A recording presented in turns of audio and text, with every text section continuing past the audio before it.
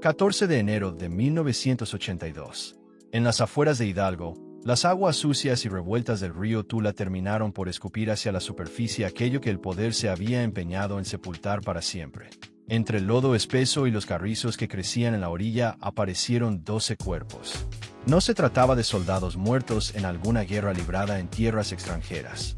Tampoco eran sicarios sin nombre que hubieran caído en una de las tantas riñas entre traficantes. De acuerdo con lo que las investigaciones de aquellos años lograron reconstruir, aquellos cadáveres eran la huella de algo infinitamente más siniestro. Eran la marca, la firma inconfundible de un aparato policial que había abandonado por completo su tarea de perseguir delincuentes para transformarse él mismo en el peor de todos ellos. Y coronando esa estructura podrida, sentado en lo más alto, se encontraba un solo hombre, Arturo Durazo Moreno. No hablamos de un jefe de policía cualquiera. Tampoco de un burócrata más entre los muchos que poblaban el viejo sistema político mexicano. Hablamos del individuo que el país entero aprendió a nombrar con un solo apodo, el Negro. El compañero de juegos de la infancia de José López Portillo, aquel general de mentira que recorría las calles rodeado de guardaespaldas, cargado de condecoraciones y encabezando largas caravanas de automóviles, como si la totalidad de la capital fuera de su propiedad. El hombre que transformó la insignia policial en un permiso para extorsionar a placer, para hacer desaparecer personas, para inventar responsables de crímenes y para amasar una riqueza tan escandalosa y desbordada que acabó mandando construir una imitación de Partenón de Grecia sobre una loma de Zihuatanejo. A lo largo de esta historia vas a conocer 4 cosas fundamentales. La primera, ¿de qué manera un chico nacido en medio de la miseria de Cumpas, Sonora, supo aprovechar su vieja amistad con quien llegaría a ser presidente para edificar un auténtico imperio sostenido por el terror en la urbe más poblada de todo México? La segunda, ¿cómo operaba aquel engranaje de corrupción que estrujaba el dinero de policías, de comerciantes, de choferes y de cualquier ciudadano de a pie, hasta el punto de transformar la simple mordida en toda una industria dedicada al miedo? La tercera, ¿cómo logró erigir una residencia cuyo valor se contaba en cientos de millones de pesos, empleando, según numerosos testimonios, a sus propios agentes como si fueran trabajadores forzados, como si el Estado completo no fuera otra cosa que su rancho personal? Y la cuarta, ¿qué sucedió el día en que se desplomó el régimen que durante tanto tiempo lo había amparado? ¿Cómo dio inicio su huida? ¿Quién terminó traicionándolo? ¿Y por qué razón su apellido acabó transformándose en un sinónimo de deshonra, de quiebra y de sangre derramada? Esto no es únicamente el relato de un oficial corrupto. Es el relato de cómo un solo hombre se apoderó de una ciudad entera, la exprimió hasta dejarla en los huesos, e intentó transformar el miedo que sembraba en bloques de mármol. Pero para comprender hasta qué punto llegó a extender su sombra, primero resulta necesario regresar al origen, a aquel punto donde germinó la obsesión que terminaría por tragárselo todo. Y todo arrancó muy lejos del mármol, muy lejos de los escoltas, muy lejos de aquellas filas de coches oficiales y de los salones donde, años después, acabarían perdiendo la sobriedad jueces, políticos y narcotraficantes por igual. Arrancó en Cumpas, Sonora, el 19 de octubre de 1918. Un paraje duro y reseco del norte mexicano, donde la tierra no concedía nada gratis y donde simplemente crecer implicaba comprender, mucho antes de tiempo, que el hambre carece por completo de paciencia.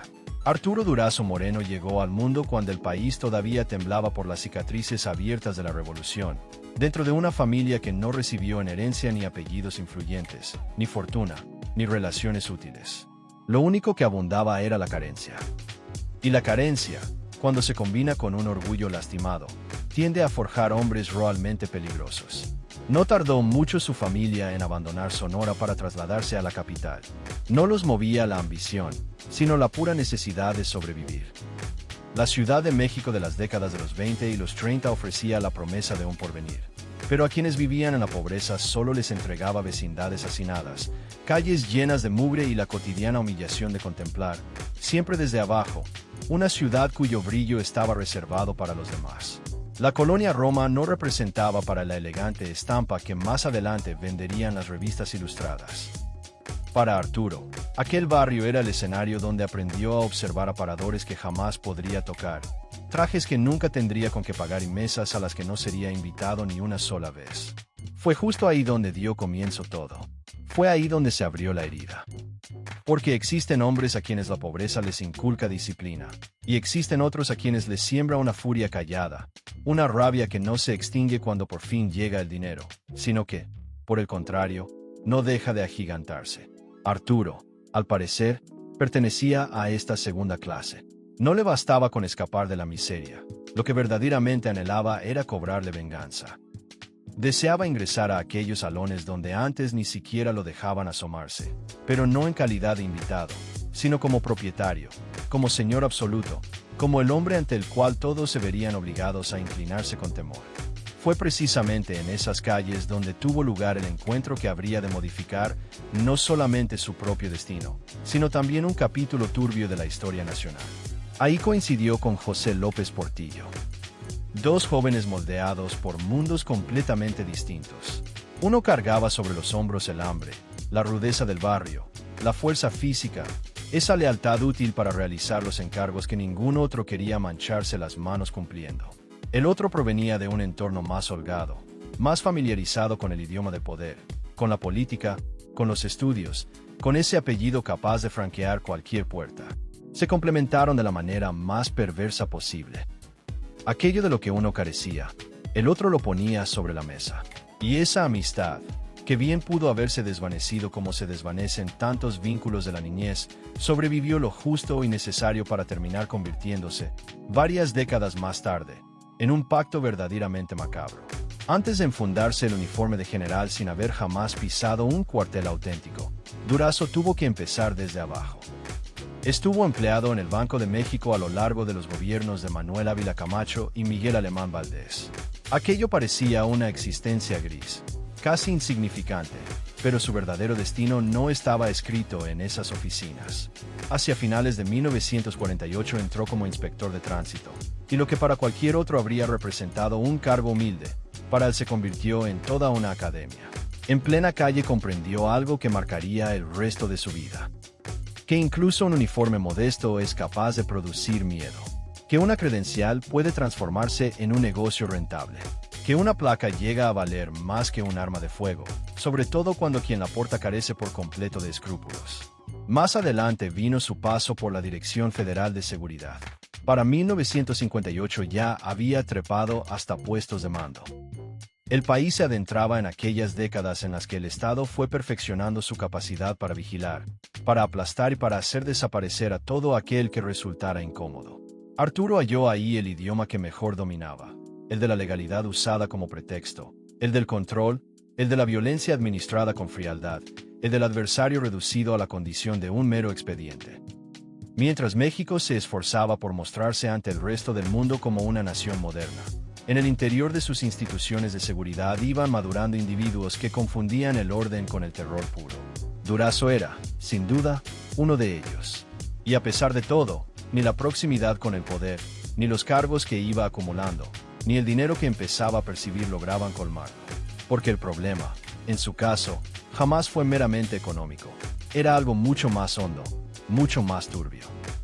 Arturo Durazo no aspiraba simplemente a vivir con comodidades. Lo que quería era demostrar que tenía la capacidad de poner a la élite entera arrodillada a sus pies. Anhelaba que todos aquellos que en algún momento lo habían mirado con desprecio acabaran saludándolo con sumisión. Buscaba transformar su resentimiento en un imperio. Cuando José López Portillo alcanzó la presidencia en 1976, aquel viejo anhelo dejó de pertenecer al terreno de la fantasía para empezar a adquirir la forma del Estado mismo. Y cuando el poder absoluto finalmente se desplegó frente a sus ojos, Arturo Durazo no consideró ni por un instante la idea de servir a la ciudad. Lo que pensó fue en adueñarse de ella. Fue entonces cuando aquella herida íntima dejó de ser personal para transformarse en veneno puro. El verdadero crimen no comenzó con los cuerpos flotando sobre las aguas del río Tula. No comenzó con el Partenón, ni con los guardaespaldas, ni con los fajos de billetes, ni con los trajes confeccionados a la medida exacta de un hombre que se sentía un emperador. Comenzó mucho antes. Comenzó en 1976, en el momento preciso en que José López Portillo asumió la presidencia y Arturo Durazo comprendió que ya no tenía la menor obligación de respetar los límites del sistema, porque por primera vez en su vida no se encontraba cerca del poder. Él era el poder. Ese fue el instante exacto en que la policía dejó de ser, al menos en los hechos, una institución al servicio del Estado, y comenzó a asemejarse cada vez más a una empresa dedicada al crimen, solo que provista de placas oficiales. Bajo el cobijo político que emanaba de Los Pinos, Durazo consolidó la Dirección General de Policía y Tránsito del Distrito Federal, y dentro de ella levantó una estructura que, de acuerdo con incontables testimonios e investigaciones realizadas posteriormente, operaba siguiendo exactamente la misma lógica de una pirámide mafiosa. El nombre oficial sonaba casi inocente, pero detrás de esas formalidades había una ciudad completa siendo ordeñada igual que se ordeña al ganado. Detente a imaginarlo por un instante. Un patrullero salía a las calles no con la intención de proteger a nadie, sino cargando sobre sus hombros una cuota que debía cubrir. Un agente de tránsito frenaba a un automovilista, no porque éste hubiera infringido alguna norma, sino porque le urgía juntar cierta cantidad de dinero antes de que su jornada concluyera. Un comandante de sector recibía sobres, fajos de billetes, mordidas, y de ahí una porción ascendía al peldaño inmediato, y otra al siguiente, y otra todavía más arriba, hasta alcanzar al hombre que aparecía sonriente en las fotografías oficiales, posando como si fuera el celoso guardián del orden público. La corrupción había dejado de ser un defecto individual, se había convertido en todo un método de gobierno. Y aquí radica lo más relevante. No se trataba únicamente de dinero. Se trataba de disciplina impuesta a través del terror. El policía que no entregaba lo que se le exigía podía quedarse sin su patrulla, sin su zona asignada, sin su empleo, o enfrentar algo todavía peor. Porque en el universo que Durazo había creado, la lealtad no se recompensaba con honor, se adquiría a base de miedo. Y el miedo, cuando se administra día tras día sin descanso, genera obediencia con mucha mayor rapidez que cualquier ley escrita. Pero Arturo quería más, siempre más. El dinero que extraía de las calles, las extorsiones y las cuotas cobradas a diario no alcanzaban para mantener la dimensión descomunal de su delirio. Así que la maquinaria dio un paso adicional hacia las tinieblas. Según numerosas versiones que se fueron recopilando con el correr de los años, ciertos sectores de la policía que estaban bajo su mando acabaron enredados en redes de contrabando, de protección a delincuentes y de tráfico de estupefacientes. Cocaína, marihuana, cargamentos que resultaban imposibles de transportar sin que hubiera ojos dispuestos a mirar hacia otra parte, sin uniformes que se encargaran de despejar la ruta, sin funcionarios listos para fingir que no veían absolutamente nada. Lo verdaderamente siniestro no era únicamente que el crimen lograra infiltrarse en el Estado. Lo verdaderamente siniestro era que el Estado comenzara a comportarse igual que el crimen. Y ni siquiera con todo eso bastaba, porque un imperio de semejantes proporciones necesita justificar de algún modo su propia existencia. Necesita aparentar que es eficaz. Necesita figurar en los diarios con grandes operativos, con detenidos, con encabezados llamativos. Fue así como surgió uno de los engranajes más retorcidos de todo aquel sistema, la fabricación deliberada de culpables. Ocurría un robo de gran escándalo. El asalto a un banco, a una joyería, algún caso capaz de encender la indignación de la gente. En lugar de dedicarse a investigar, muchos agentes simplemente se lanzaban a la calle a cazar pobres.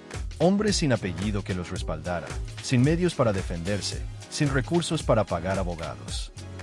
Los levantaban, los encerraban, los molían a golpes durante horas, en ocasiones durante días enteros, hasta que terminaban firmando una confesión que ya estaba redactada antes incluso de que cruzaran la puerta de aquel cuarto. Después llegaba la función teatral. Los exhibían ante los reporteros como si fueran monstruos atrapados gracias a la pericia de una policía brillante. Las cámaras disparaban sus flashes, los periódicos imprimían los nombres, y la ciudad por fin respiraba con tranquilidad.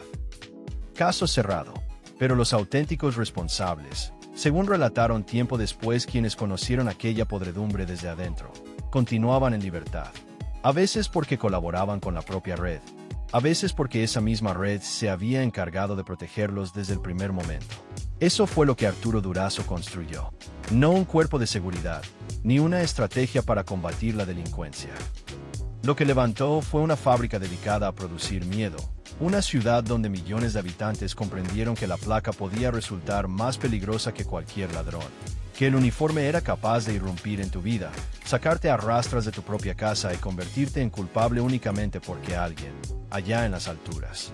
Necesitaba un resultado que mostrarle a la prensa y otro paquete de billetes para engrosar la caja. La mentira se mantuvo funcionando durante años porque estaba bien aceitada, con oro repartido entre algunos periodistas, con favores concedidos a determinados políticos, con amenazas dirigidas a quienes se atrevían a dudar, con silencio comprado a casi todos los demás. Y mientras la ciudad seguía pagando, peso a peso y golpe a golpe, Arturo Durazo empezó a hacer algo aún más obsceno. Empezó a transformar todo aquel terror en piedra, en columnas, en mármol, en un palacio tan demencial que parecía una auténtica burla, porque el dinero robado siempre termina buscando la manera de volverse monumento. Y ahora llega la parte que casi nunca aparece en los libros de historia, porque los tiranos no se limitan a destruir ciudades. También destrozan hogares, también deforman a los niños, también convierten la mesa familiar en una prolongación del mismo miedo que reina afuera, en la calle. Y eso fue precisamente lo que sucedió en el caso de Arturo Durazo. Vista desde afuera, la imagen lucía impecable.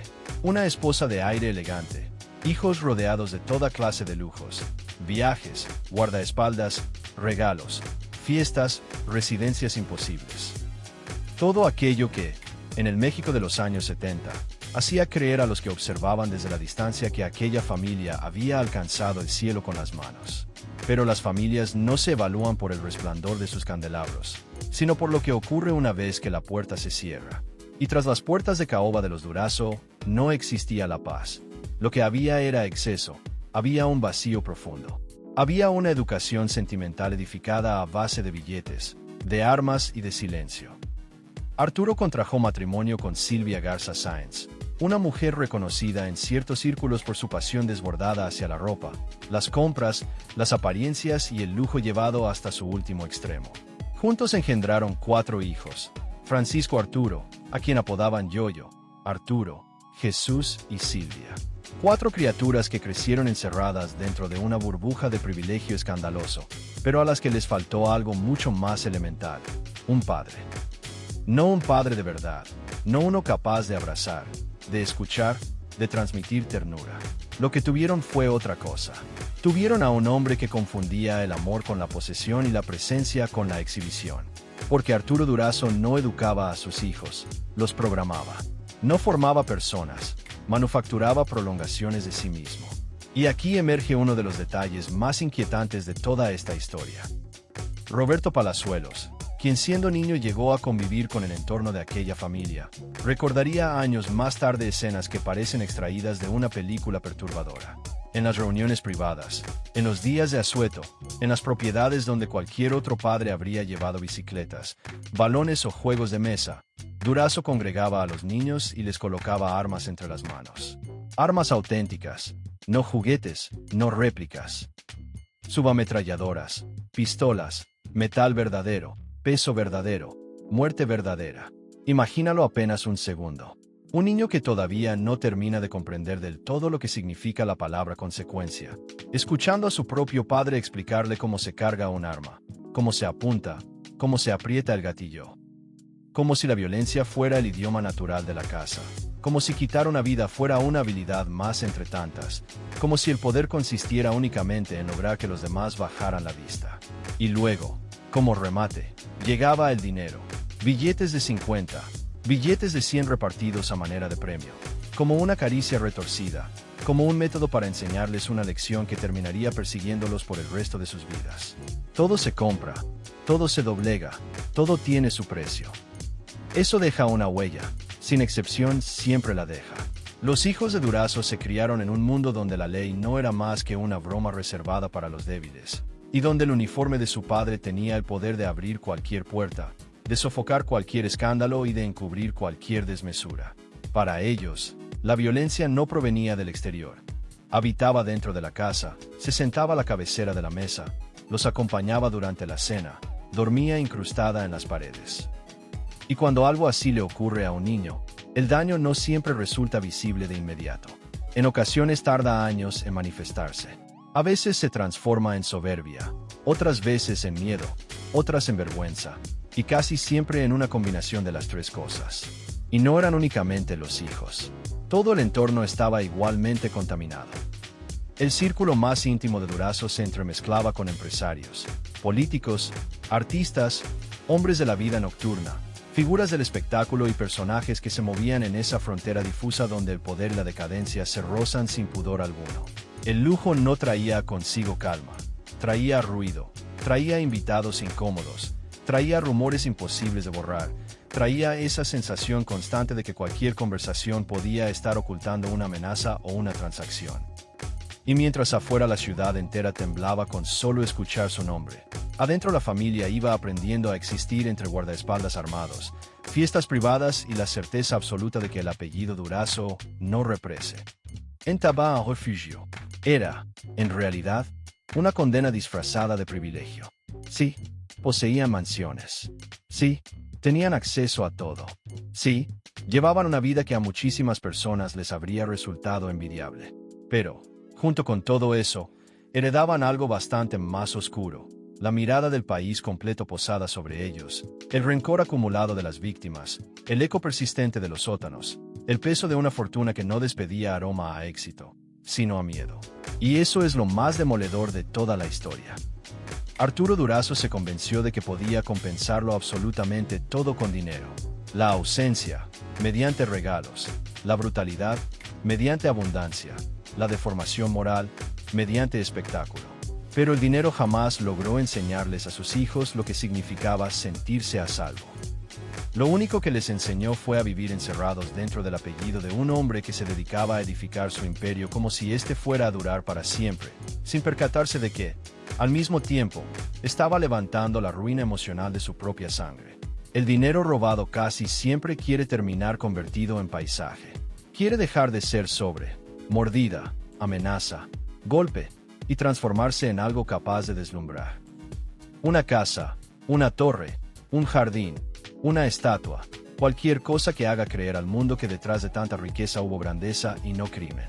Eso fue exactamente lo que Arturo Durazo pretendió hacer cuando tomó la decisión de mandar construir su Partenón.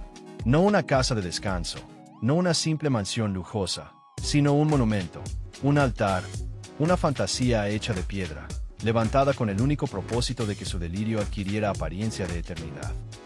A principios de la década de los 80, mientras la Ciudad de México continuaba pagando con miedo y humillación la factura de su imperio, Durazo posó la mirada sobre Zihuatanejo, en Guerrero. Un sitio de mar abierto, de colinas elevadas y de vistas que parecen diseñadas especialmente para los hombres que ansían sentirse amos del horizonte. Allí, sobre una extensión de más de 20.000 metros cuadrados, ordenó que se construyera una réplica completamente delirante del Partenón de la antigua Grecia. Sí, eso mismo. Columnas de estilo clásico, la perspectiva de un templo de la antigüedad, mármol, escalinatas, altura, simetría perfecta. El sueño de un hombre al que ya no le bastaba con dar órdenes. Quería contemplarse a sí mismo como un ser inmortal. Y aquí viene el dato que resulta imposible de olvidar. El costo calculado de la obra rondaba los 700 millones de pesos de aquella época. 700 millones.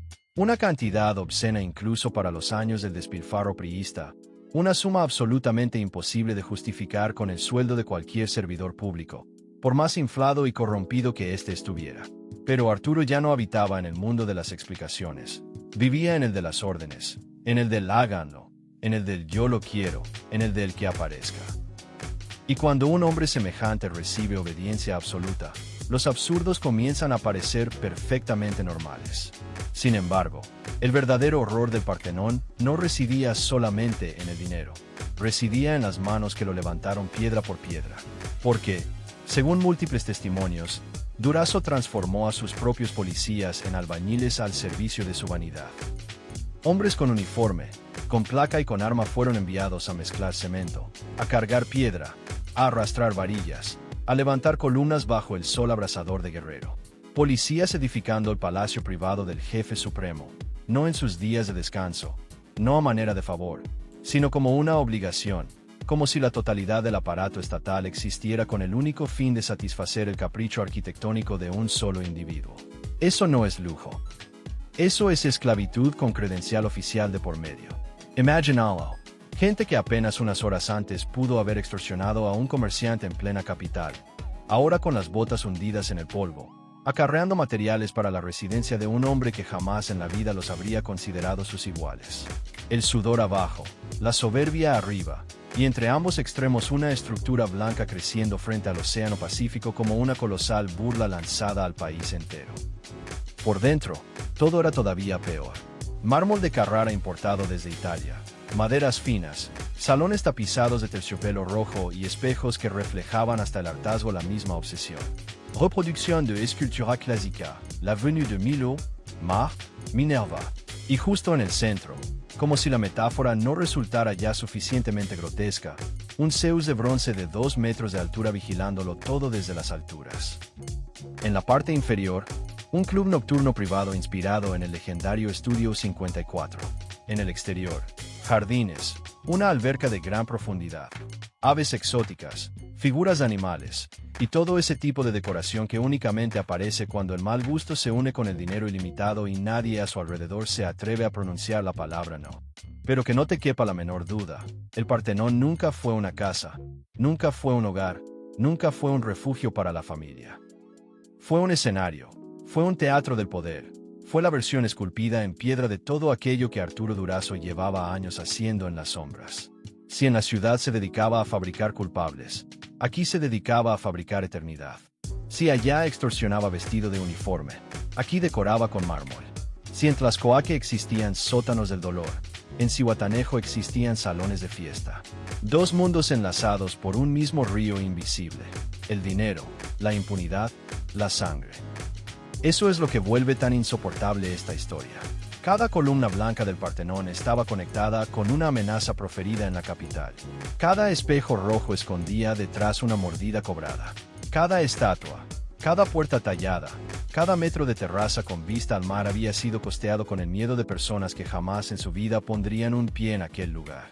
Durazo quiso convertir el terror en arquitectura, y durante un tiempo lo consiguió. Logró que su delirio tomara forma concreta. Logró que el crimen pareciera elegante. Logró que la podredumbre brillara bajo el sol. Pero ningún palacio erigido sobre la humillación permanece limpio para siempre, porque tarde o temprano llega el momento en que las fiestas comienzan a oler a final. Una vez concluida, la obra dejó de ser una simple construcción para transformarse en otra cosa. En una capital paralela, en un despacho carente de escritorio, en un teatro de sombras donde se entremezclaban el poder político, el dinero sucio, el espectáculo, el miedo y el placer pagado. Ya no era únicamente la mansión de Arturo Durazo, era el sitio donde un país entero parecía condensarse en una sola imagen. Mármol blanco por fuera, podredumbre absoluta por dentro. Piensa en el momento preciso. Finales de 1981, comienzos de 1982. México se adentraba en una de las peores crisis económicas de toda su historia moderna.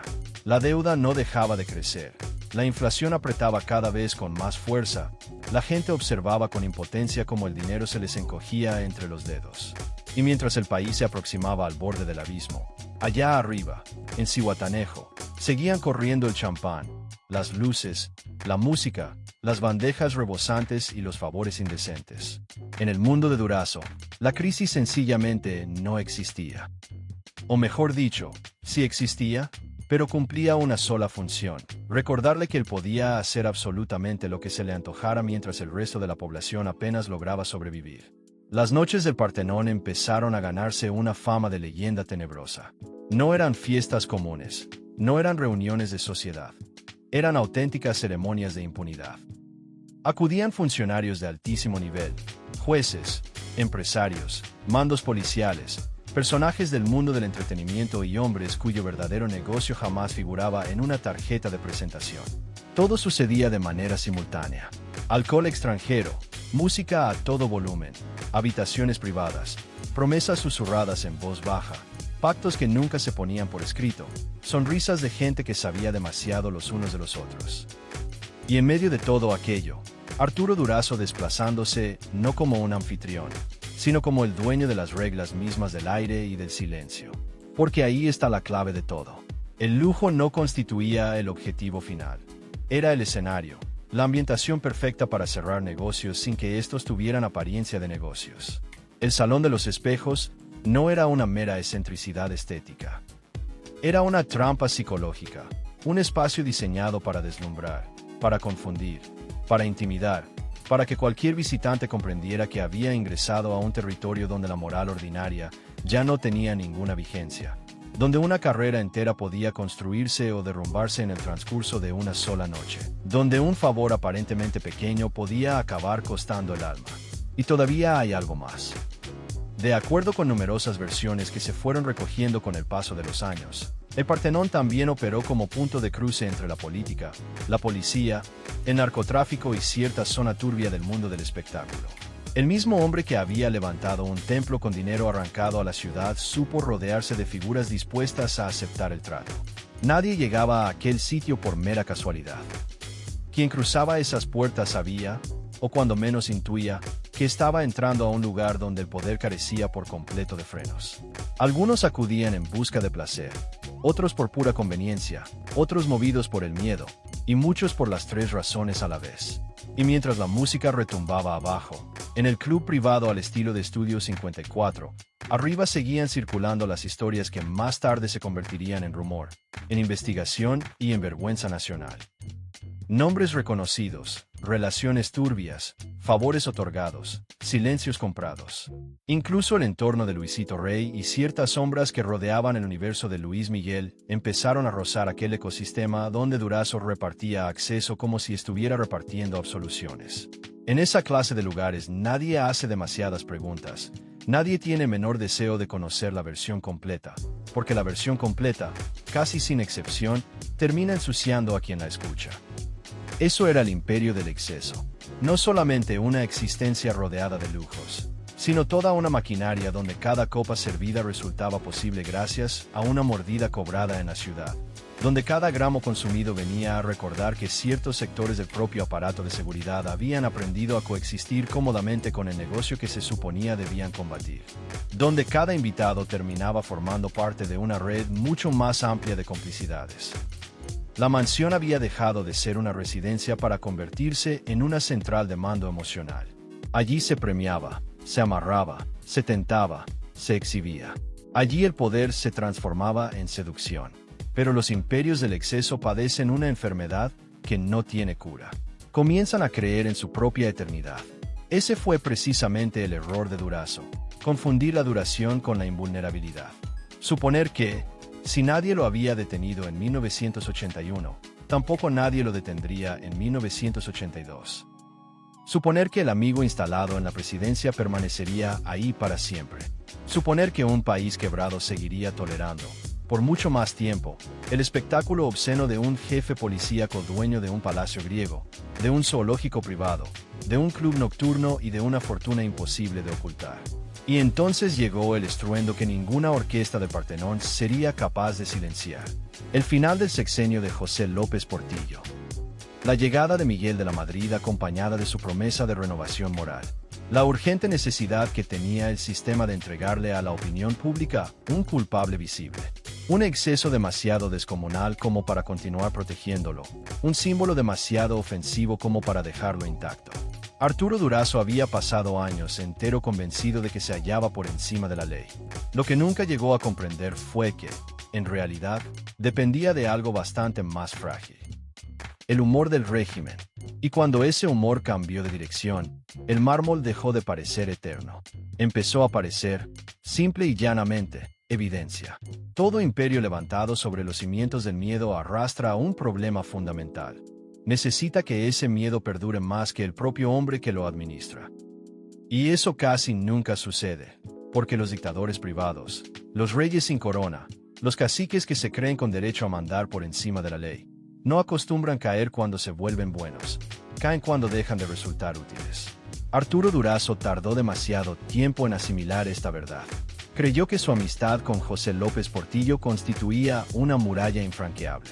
Creyó que los años de obediencia comprada lo mantenían blindado. Creyó que su nombre ya se hallaba por encima del calendario político. Y entonces llegó 1982. José López Portillo abandonó la presidencia y, junto con él, comenzó a evaporarse el aire que mantenía suspendido todo aquel edificio de impunidad. México ingresaba a una nueva etapa. La crisis económica había desnudado por completo al régimen. La deuda, la inflación, la rabia social, el agotamiento moral, todo estaba estallando al mismo tiempo. Miguel de la Madrid arribó con una promesa que sonaba limpia en un país empapado de lodo hasta el cuello: renovación moral. 2 palabras, nada más que 2. Pero para hombres del calibre de Durazo, esas 2 palabras significaban peligro.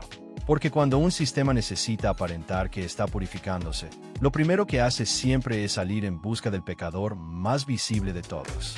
Y Arturo era demasiado visible, demasiado obsceno, demasiado grande para pasar desapercibido. Su Partenón de Zihuatanejo, sus propiedades, sus excesos, los rumores que ya recorrían el país de punta a punta, los enemigos que había ido acumulando a lo largo de tantos años. Todo eso lo transformó en el candidato perfecto para ser sacrificado en el altar de la nueva era. Lo que hasta entonces había resultado intocable comenzó a convertirse en prueba. Lo que antes era admiración forzada empezó a transformarse en repulsión a escala nacional. Durazo hizo entonces lo que suelen hacer tantos cobardes cuando descubren de golpe que la protección que disfrutaban era únicamente prestada. Hugh escapó de México y fue a buscar refugio en Brasil, como si el simple hecho de cambiar de país pudiera borrar la memoria de una ciudad completa, como si la distancia tuviera el poder de disolver los sótanos, los cuerpos, los expedientes, las cuotas, las mansiones y los nombres de todos aquellos que habían padecido bajo su mando. Pero la fuga no consiguió otra cosa que destruir el último fragmento de mito que aún le quedaba. El supuesto hombre fuerte, el general de mentira, el dueño absoluto de la capital, había terminado escondiéndose como un fugitivo cualquiera. Y entonces ocurrió algo todavía peor para él. En 1983 salió a la luz un libro que funcionó como una confesión carente de absolución. Lo negro del negro Durazo, escrito por José González González, uno de los hombres que había permanecido cerca de su círculo más íntimo. No se trataba de un panfleto cualquiera, era una herida abierta de par en par, un mapa detallado del horror, un relato narrado desde las entrañas mismas sobre redes de extorsión, de robo, de tortura, de complicidades y de crímenes que por fin empezaban a adquirir una forma pública y reconocible. México lo leyó con una mezcla de morbo y de espanto, porque en el fondo el país ya lo sabía todo. Lo único que faltaba era verlo finalmente puesto por escrito. La caída formal terminó por llegar en 1984. El FBI lo capturó en San Juan, Puerto Rico. Qué imagen tan brutal para un hombre que durante años se había empeñado en parecer un emperador. No cayó en el fragor de una batalla, no fue derrocado dentro de su palacio, no terminó como un guerrero en el campo del honor. Terminó exactamente como terminan tantos hombres que abusaron en exceso del poder. Arrestado, exhibido ante todos, extraditado, conducido de regreso a México, no en calidad de general, no como jefe, no como leyenda viviente, sino simplemente como un acusado más. La sentencia que recibió fue de 16 años, aunque al final apenas cumpliría 8 de ellos antes de salir en libertad en 1992, alegando problemas de salud. Y ahí radica una de las mayores obscenidades de toda esta historia. La dimensión del castigo jamás llegó siquiera a aproximarse a la magnitud del daño causado. Para las víctimas no existió ninguna reparación que guardara proporción con lo sufrido. Para la ciudad no hubo justicia suficiente. Para el país no hubo una verdadera catarsis. Solamente un mensaje gélido. Incluso cuando caen, hay hombres que continúan cayendo sobre almohadas mullidas. Sus últimos años fueron una triste caricatura de todo el poder que alguna vez había acumulado. Enfermo de cáncer de colon, envejecido, aislado del mundo, viviendo en Acapulco convertido en una sombra de lo que llegó a ser. Y el 5 de agosto del año 2000 falleció, a los 81 años de edad. Así fue como terminó todo. No entre columnas griegas, no rodeado de escoltas, no acompañado del país que tanto aterrorizó. Murió igual que mueren todos, sin la menor posibilidad de dar una orden más, de exigir un minuto adicional. Pero su muerte no limpió absolutamente nada. No devolvió a los desaparecidos, no borró los gritos que resonaron en Tlaxcoaque, no sanó las heridas de sus propios hijos, no restituyó la dignidad arrebatada a todos aquellos que fueron aplastados bajo su mando. Lo único que dejó tras de sí fue una verdad incómoda. Hasta los tiranos terminan irremediablemente solos, y cuando el poder finalmente los abandona, lo único que permanece es el eco de todo cuanto hicieron mientras se creían eternos e invencibles. Hoy en día, si subes hasta lo alto de aquella colina de Zihuatanejo, donde alguna vez Arturo Durazo pretendió asemejarse a un dios, ya no te vas a encontrar con un palacio triunfante. Lo que hallarás es un cadáver arquitectónico, un esqueleto de concreto expuesto al viento salado del Pacífico, muros heridos, columnas vacías, ecos. Durante décadas enteras, el Partenón dejó de ser una residencia, dejó de ser un centro de mando, dejó de ser una guarida de excesos, y se transformó en algo distinto. En ruina, en herida pública, en la prueba más palpable y visible de que hasta la soberbia más monstruosa termina pudriéndose bajo el sol. A lo largo de 35 años, aquel lugar permaneció ahí como un fantasma congelado en el tiempo. Entraron los murciélagos, entraron los ladrones, entró el polvo, entraron los grafitis, entró el abandono más absoluto.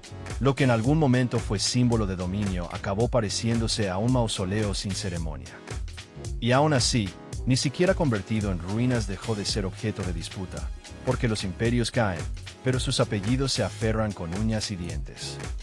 La familia de Durazo, encabezada durante años por Francisco Arturo Durazo Garza, emprendió una larga batalla legal con la intención de recuperar aquella propiedad, como si un edificio levantado sobre la humillación pudiera de pronto transformarse en una herencia legítima, como si el mármol tuviera el poder de borrar la memoria, como si una escritura de propiedad valiera más que la sangre derramada. Pero existen momentos en los que la historia por fin decide enderezar un poco la espalda. Agosto de 2019, la Suprema Corte terminó por dejar un punto perfectamente claro. El Partenón no regresaría jamás a manos del clan. La propiedad quedó bajo el control del Estado de Guerrero, y en ese gesto hubo algo mucho más grande que una simple resolución de carácter jurídico. Hubo un intento de saneamiento moral, de arrancarle a la corrupción uno de sus trofeos más obscenos, de decir, aunque fuera demasiado tarde, que no todo monumento erigido por el abuso merece seguir prestando servicio al abuso. Fue entonces cuando dio inicio otra etapa, una etapa extraña, casi imposible de imaginar en los años previos. La idea de rescatar aquel lugar para convertirlo en un espacio cultural, donde antes hubo pactos oscuros, abrir salas, donde antes hubo lujuria comprada y complicidad, abrir actividades públicas, donde antes reinó el secreto más absoluto, dejar entrar a la comunidad. La transformación no borra el pecado original, no lo absuelve, pero en ocasiones sí puede arrebatarle a la podredumbre una parte de su botín y obligarla a ponerse al servicio de la memoria. Y aún así, no conviene dejarse engañar. Ningún centro cultural devolverá jamás a los muertos que emergieron del río Tula. Ninguna restauración borrará los gritos que salieron de Tlaxcoaque.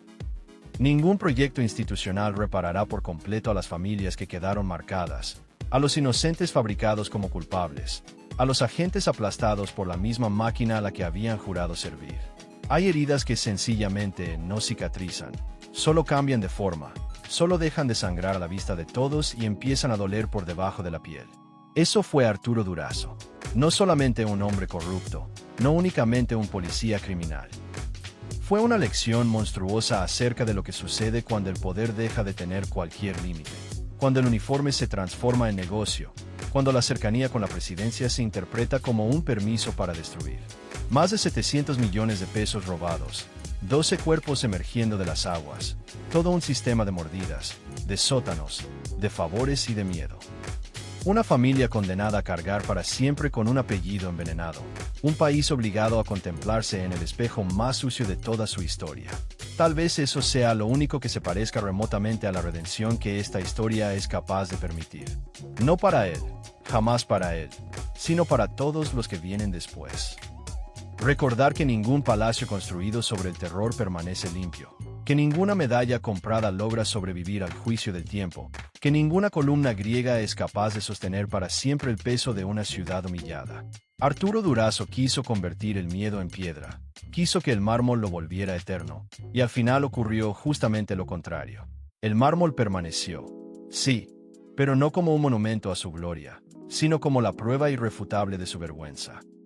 Porque esa es la sentencia definitiva que dicta la historia cuando ya no quedan suficientes jueces. No importa cuánto llegue a robar un hombre, no importa a cuántas voces consiga silenciar, no importa cuántas puertas logre abrir a fuerza de amenazas, si levanta su reino sobre la sangre, tarde o temprano ese reino termina hablando por sí solo a través de su propia ruina.